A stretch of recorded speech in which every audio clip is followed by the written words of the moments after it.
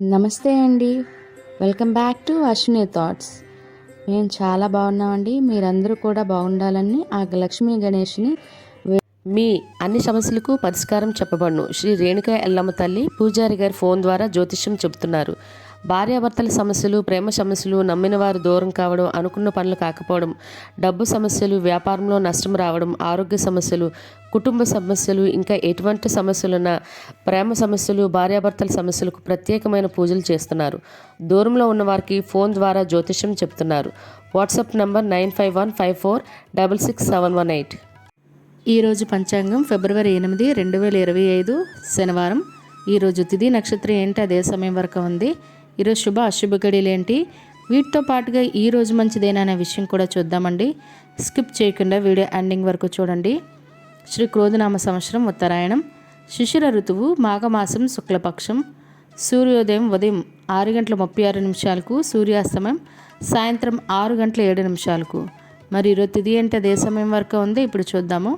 ఈరోజు తిథి మాఘ శుక్ల ఏకాదశి. ఏకాదశి తిథి ఫిబ్రవరి 7 శుక్రవారం రాత్రి 11:10 నుండి ఫిబ్రవరి 8 శనివారం రాత్రి 9:30 వరకు ఏకాదశి తిథి అనేది ఉంటుందండి.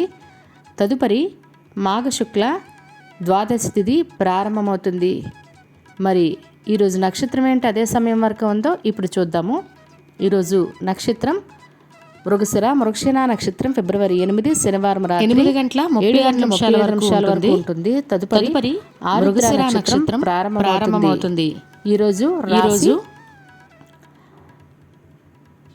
మిథున రాశి. మిథున రాశి ఈరోజు పూర్తిగా ఉంటుందండి. ఈరోజు జన్మించిన వారు మిథున రాశిలోకి చెందుతారు. యోగం వైద్యుతి మధ్యాహ్నం 2:04 వరకు. తదుపరి వైద్యుతి. కరణం మణిజ ఉదయం 8:51 వరకు. తదుపరి విష్టి రాత్రి 8:18 వరకు. తదుపరి భవ బాలవ. చూసారు కదండి. ఇప్పుడు ఈరోజు శుభ అశుభ గడియలు చూద్దాము. ముందుగా అశుభ గడియలు చూద్దాము. అశుభ గడియల్లో ముందుగా వర్జ్యం తెల్లవారితే 3:45 నుండి తెల్లవారితే 5:18 వరకు. దుర్ముహూర్తం ఉదయం 6:35 నుండి ఉదయం 8:05 వరకు దుర్ముహూర్తం అనేది ఉంటుంది. రాహుకాలం ఉదయం 9 నుండి ఉదయం 10:30 వరకు. యమగండం మధ్యాహ్నం 1:30 నుండి మధ్యాహ్నం 3 వరకు యమగండం అనేది ఉంటుంది. గుళిక కాలం ఉదయం 7:05 నుండి ఉదయం 8:27 వరకు. ఇవన్నీ ఈరోజు అశుభ సమయాలండి. మరి ఇప్పుడు ఈరోజు శుభ సమయాలు అనేవి చూద్దాము. శుభ సమయాల్లో ముందుగా బ్రహ్మముహూర్తం తెల్లవారితే 5:13 నుండి ఉదయం 6:01 వరకు. అమృత గడియలు మధ్యాహ్నం 11:07 నుండి మధ్యాహ్నం 12:38 వరకు. అభిజిత్ ముహూర్తం మధ్యాహ్నం 12:07 నుండి మధ్యాహ్నం 12:53 వరకు. ఇవన్నీ ఈరోజు శుభ సమయాలండి. మరి ఇప్పుడు ఈరోజు ప్రశ్న అనేది ఇప్పుడు చూద్దాము. ఈరోజు ప్రశ్న, రాయబార సమయంలో శ్రీకృష్ణుడు ఎవరి ఇంట బస చేశాడు? Option A Vidurudu, B Dharmaraju, C దుర్యోధనుడు. మీకు కరెక్ట్ సమాధానం తెలిస్తే కింద కామెంట్ బాక్స్లో కామెంట్ చేయండి. మీరు కూడా ఇదే విధంగా ప్రశ్న అడగాలంటే అశ్విని రాపిట్ ఇన్స్టా పేజ్లో మీ ప్రశ్నను మీ పేరు మీ జిల్లా పేరు పెట్టి అయితే అడగండి. మరి నిన్నటి అడిగిన ప్రశ్నకు సమాధానం, వ్యాస మహర్షి కొడుకు పేరు ఏమిటి? దానికి జవాబు సుఖ మహర్షి అండి. మరి ఇదే ప్రశ్న మీ కుటుంబ సభ్యులు పిల్లల్ని అడిగి వాళ్ళకి కూడా పురాణాల పట్ల అవగాహన అనేది పెంచండి. మరి ఇప్పుడు ఈరోజు ప్రత్యేకతలో ముందుగా ఈరోజు ఏకాదశి, అందులోనూ మాఘ ఏకాదశి, దాన్ని భీష్మ ఏకాదశి అంటామండి. మరి ఈ భీష్మ ఏకాదశి ఉపవాసం చేయాలనుకునేవారు దశమి రోజు అంటే శుక్రవారమే ఒంటిపూట ఉపవాసం చేసి ఏకాదశి మొత్తం ఈరోజు పూర్తిగా ఉపవాసం ఉండి రేపు ఉదయం మనము 10 గంటల లోపు బ్రాహ్మణికి స్వయంపాకం ఇచ్చి ఏకాదశి ఉపవాసాన్ని అయితే విరమించవలసి ఉంటుందండి. మరి అదేవిధంగా భీష్మ ఏకాదశి ప్రత్యేకత ఏంటి, ఇలాంటివన్నీ కూడా వీడియో చేశాను చూడండి. ఏకాదశి రోజు ప్రత్యేకించి స్వామివారికి పిండి దీపారాధన ప్రతి ఏకాదశికి చేసే అలవాటైతే ఏర్పరచుకోండి. కుదిరితే ప్రతి శనివారం కూడా చేయండి. ప్రత్యేకించి ఈసారి శనివారము మనకి ఏకాదశి కలిసి వచ్చింది కదండి. సంతానం లేని వారు ఎవరైనా తెల్ల దారానికి పసుపు రాసి 9 సార్లు మనము మర్రి చెట్టుకు కానీ చుట్టి మన కోరికను చెప్పినట్లయితే తప్పకుండా సంతాన భాగ్యం అనేది కలుగుతుందండి. ప్రయత్నించండి. అదేవిధంగా ఈరోజు అంతర్వేది తీర్థం మరియు అంతర్జాతీయ మహిళా బాలికల దినోత్సవం కూడా.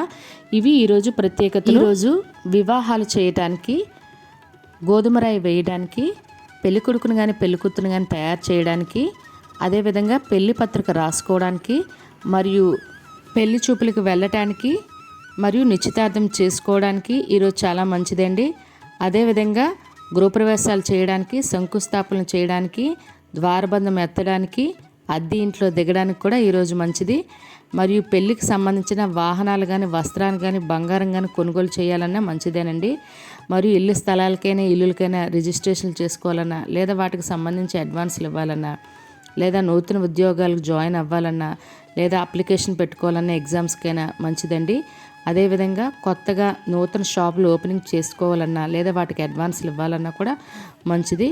ఎలక్ట్రానిక్ వస్తువులు కానీ మరి ఏ వస్తువులైనా కొనుగోలు చేయడానికైనా, లేదా వాటికి అడ్వాన్స్లు ఇచ్చుకోవడానికైనా మంచిదేనండి. మరియు ఓపెనింగ్ చేసుకోవడానికి కూడా ఈరోజు చాలా మంచిది.